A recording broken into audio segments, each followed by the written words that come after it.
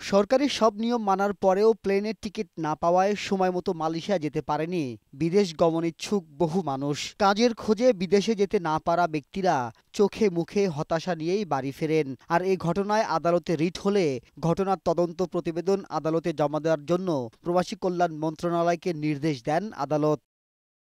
যার প্রেক্ষিতে মালয়েশিয়ায় 20,000 কোটি টাকা হাতিয়ে নেওয়ার ঘটনার রিপোর্ট হাইকোর্টে দাখিল করে প্রবাসী কল্যাণ মন্ত্রণালয়। রিপোর্টে 17,777 জন কর্মী মালয়েশিয়ায় যেতে না পারায় রিক্রুটিং এজেন্সিকে দায়ী করা হয়। প্রতিবেদনে দাবি করা হয়, যেসব কর্মী সব টাকা পরিশোধ এবং ভিসা পাওয়ার পরেও যেতে পারেননি তার সব দায় রিক্রুটিং এজেন্সিগুলোর। তারা ভুক্তভোগীদের সব টাকা ফেরত দিতে বাধ্য।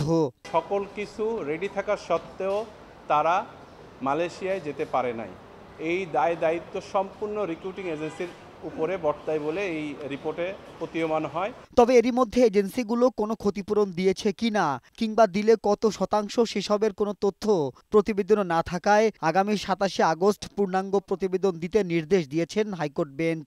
এই যারা ভুক্তভোগী আছে তো তাদেরকে পাঠিয়েছে কিনা অথবা না পাঠালে তাদের টাকাগুলো ফেরত দিয়েছে কিনা এবং রিক্রুটিং এজেন্সি যেগুলো দায়বদ্ধ তাদের বিরুদ্ধে কি ব্যবস্থা নেয় সুনির্দিষ্টভাবে আগামী 27শে আগস্ট রিপোর্ট দিতে বলা হয়েছে। গত বছর মালয়েশিয়ায় কর্মী পাঠানো নিয়ে বড় ধরনের আর্থিক কেলেঙ্কারির খবর সামনে আনে গণমাধ্যম। তৎকালীন সরকারের প্রভাবশালী মহলের ছত্রছায়ায় 30,000 শ্রমিকের জীবন নষ্ট করে 20,000 কোটি টাকা হাতিয়ে নিয়েছে একটি চক্র।